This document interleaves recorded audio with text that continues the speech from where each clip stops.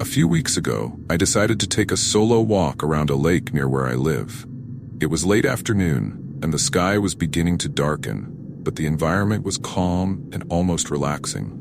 The lake is one of those peaceful spots where neighbors go fishing or have picnics on weekends, so I never thought there could be anything strange there. I walked aimlessly, enjoying the fresh air, until something caught my attention.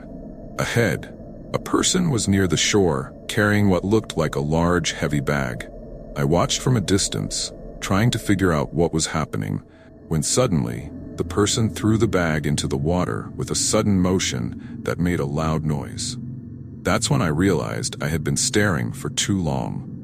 The person noticed my presence and immediately turned their head toward me.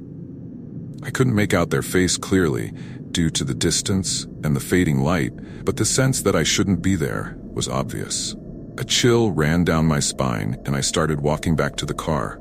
But when I looked over my shoulder, I saw that the person had started to follow me.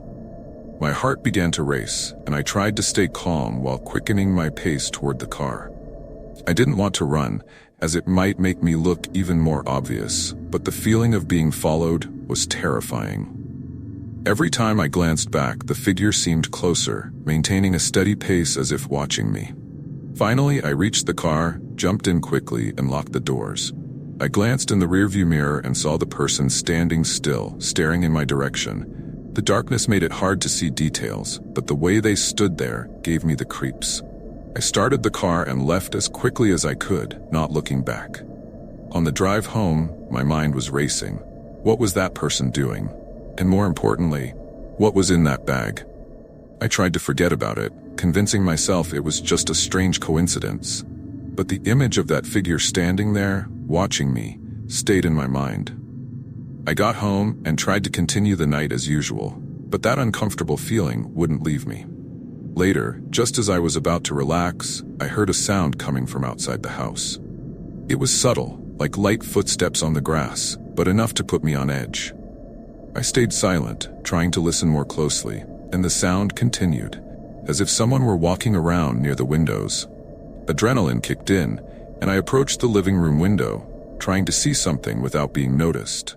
Outside, there were only shadows and darkness, but the feeling of being watched was unmistakable. The night was completely silent, and every small noise seemed amplified. I tried to convince myself it was just an animal, but my instincts told me it was more than that. I grabbed my phone and prepared to call the police, but at the same time, I felt like I might be overreacting. But what really disturbed me was the thought that by witnessing that moment at the lake, I might have seen something I wasn't supposed to. I decided to walk around the house, checking the locks on the doors and windows, trying to feel safer. But as I did, the noise outside started again. This time closer, as if someone were trying to get in. My heart raced, and panic set in. I grabbed my phone and called the police, explaining the situation as calmly as I could, though my voice was trembling. They said they'd send an officer, but we knew it would take some time for them to arrive. While waiting, I stayed silent, with the lights off, trying to hear any movement. Then I heard what seemed like a soft knock on the back door, as if someone was testing if it was locked. I could barely breathe, and every second felt like an eternity. When I finally heard the siren in the distance, I felt immediate relief. I stood still, waiting until the police arrived and checked the area around the house. When the officers arrived, I went to the door and let them in. They did a thorough inspection around the house and the surrounding area. But of course, by then, there was no one there. I told them about what I had seen at the lake, the bag being thrown into the water, and the person following me to the car. They listened attentively, but didn't seem convinced that there was anything substantial. They just told me to call again if I saw anything suspicious and wished me good night before leaving. I stood there, watching the lights of the patrol car disappear down the street, with a mixed feeling of relief and uncertainty. Even after the police left, the sense of unease remained. I stayed up all night, listening to every little noise in the house, waiting for any sign that someone might return. The image of that person throwing the bag into the lake and then following me never left my mind. What haunted me was not knowing if I was really in danger or if my mind was playing tricks on me. Since that night, I've avoided walking alone at the lake and have reinforced the locks on my house. Maybe I'll never find out what really happened, but one thing's for sure. After that episode, my sense of security was never the same. I'm one of those adventurers who loves exploring remote trails, far from the hustle and bustle of the cities. One weekend, I decided to take a hike along a river that flows through an area that doesn't see many visitors. It was a trail I knew well, but hadn't visited in some time. The scenery was peaceful and beautiful, with the sound of flowing water and birds singing. However, when I reached a more isolated section of the trail, something strange caught my attention. An abandoned backpack was lying there, tossed beside the trail, as if someone had left it in a hurry. I became concerned since the area was quite remote and not many people typically pass through there. I approached cautiously, and when I opened the backpack, I found items that clearly didn't belong to an ordinary tourist. There was a cell phone, some keys, and a bit of cash. No documents or identification, which made me feel even more uncomfortable. I didn't want to leave it behind without knowing if someone was lost or in danger, so I decided to take the backpack and head to the nearest ranger station to hand it in. I knew that if it were an emergency, the authorities would know what to do. In the following days, I tried to go about my routine as normal, forgetting about the backpack and the incident. But one night, a few days after I had dropped it off at the station, I started receiving strange messages on my phone. The first one was simple: "Did you find my bag?" I thought it might have been a mistake or maybe someone's idea of a prank, so I ignored it. But as the days went by, the messages became more frequent and eventually more aggressive. The next one was, "I know you found it. Why haven't you answered me?" I started to feel uneasy but tried not to get caught up in paranoia, continuing to ignore the messages. But soon, things took a more serious turn. With every ignored message, the tone intensified. "You think you're safe? You don't know who I am." It was like the person knew details about me, as if they were watching me. At first, I thought it was just someone messing with me or trying to scare me, but the persistence and obsession of the messages began to keep me up at night. The feeling of being watched grew, and just looking at my phone caused me an enormous sense of discomfort. Something wasn't right. With each new message, my fear only grew. I tried blocking the number, but the messages kept coming, always with the same disturbing content. One night, I was alone at home, sitting on the couch trying to relax when my phone vibrated again. When I looked, I saw the message: "You're not getting away. I know where you are." That was the breaking point. I was becoming paranoid, checking the windows, locking the doors, and trying to rationalize everything. But the feeling that something was wrong wouldn't leave me. I knew someone was after me, but who? And how did they know so much about me? Desperate, I decided to go back to the ranger station. I needed to understand what was happening, if anyone had been found after I handed in the backpack. Maybe there was some explanation. When I arrived, the ranger who greeted me seemed uncomfortable when he saw me. He told me there had been no reports of anyone missing in the area, and no news about the backpack I had handed in.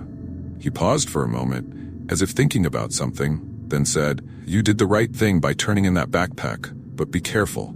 Some things can't be easily explained." Those words only deepened the mystery and my fear, and I left there not knowing what to do. In the following days, the messages became more specific. "I see you now." That was the first time I felt a chill run down my spine. I was at home, looking out the window, and I swear I saw a shadow pass by the curtain. Panic took over me, but at the same time, I thought maybe I was imagining things. However, the feeling of being watched didn't go away. By the end of the night, a final message appeared on my screen. "It's too late now. I'm coming." I knew I couldn't ignore it any longer. Something was wrong, and it was becoming more real with each passing moment. The next night, I barely slept. My eyes were glued to the door and the windows. Every little noise, like the sound of the wind or a car's headlights passing by the street, made me jump in fear. When the early hours finally came, I heard something at the front door, as if someone was trying to tamper with the lock. My heart nearly stopped. I didn't know what to do. I ran to the phone and called the police, but as I waited, I wondered, Was it too late? I didn't know who was after me or what they wanted, but the only thing I knew for sure was that I was completely terrified. I was running in the park that afternoon, just like I do every day. The sun was already setting, painting the sky with shades of orange and pink, creating a peaceful atmosphere. The park was quieter than usual, but I didn't think much of it. As I made my laps around the track, I noticed a man standing near the park entrance, near the spot where I was running. He seemed to be just waiting, maybe for someone, but something about his posture made me feel uneasy. I tried to ignore him and continued my workout, but as I kept doing laps, I began to notice he seemed to be watching me. With each lap, he was closer, always in the same spot, but it seemed like he was moving a little toward me every time I passed by. Looking at him, I felt a shiver down my spine. My pace started to slow as I tried to figure out if I was overreacting or if something was actually wrong. I felt like he was staring at me, as if he were waiting for something. The feeling of discomfort started turning into anxiety, and by the end of my last lap, I decided to leave early. He was still there, standing, but now it seemed like he was moving even closer to the track, as if he were following me, even from a distance. When I started walking toward my car, the feeling of being watched intensified. I looked over my shoulder and saw the man was now following me closely, not rushing, but with steady steps. My heart raced. He wasn't running, but he was clearly keeping pace with me. With every step I took, he took another, and the sound of his boots on the asphalt made my breathing even more erratic. I tried to quicken my pace, forcing my legs to move faster, but my car felt like it was miles away. When I finally got close to my car, the situation got even worse. I almost sighed in relief, but when I looked toward the bench where I'd left my backpack, I realized my phone was there, on top of the bench. It had been inside my backpack, but now, without it, I was completely disconnected and unable to call for help immediately. The thought of forgetting my phone made me tense, and I quickly glanced at the man, who was now standing just a few meters away, staring at me. My heart felt like it was going to jump out of my chest, and I knew I had to leave quickly, but I didn't know how. My mind was racing as I tried to think of a quick way out. The man didn't seem to be moving, but I knew he was waiting for some kind of reaction from me. My instinct told me to get in the car and drive away immediately, but I couldn't leave my phone behind. I looked around, searching for something that could help, but the park was empty and the sunlight had nearly disappeared. I was alone, with no way to call for help, and it made me feel even more vulnerable. I took a deep breath, trying to stay calm, and took a step back toward the bench where I had left my backpack. My eyes never left the man, who now began to move slowly toward me, with a calm but threatening posture. I knew I didn't have much time. When I got to the bench with my backpack still in place, I quickly grabbed my phone and rushed to put everything in the car. When I looked back at him, I saw he had stopped a few meters away, but his eyes were fixed on me, with a cold and empty expression.